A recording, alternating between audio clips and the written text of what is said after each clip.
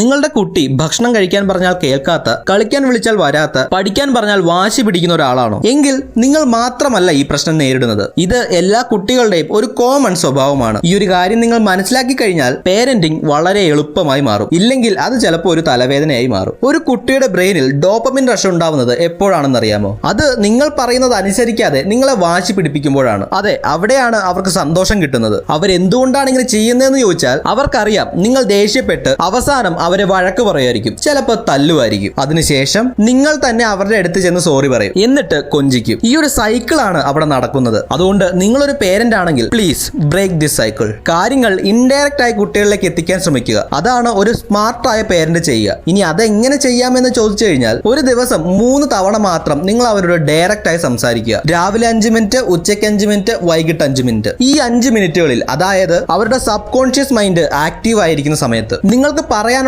കാര്യങ്ങൾ കളിച്ചും ചിരിച്ചും പറഞ്ഞു കൊടുക്കുക. അങ്ങനെ ശീലിപ്പിച്ചാൽ വളരെ വേഗത്തിൽ തന്നെ നിങ്ങളുടെ കുട്ടി ഈ പ്രശ്നത്തിൽ നിന്ന് പുറത്തു വരും. അപ്പോൾ ഇതുപോലെ പേരന്റിംഗ് റിലേറ്റഡ് വീഡിയോസിന് പേജ് ചെക്കൗട്ട് ചെയ്യാനും ഫോളോ ചെയ്യാനും മറക്കരുത്.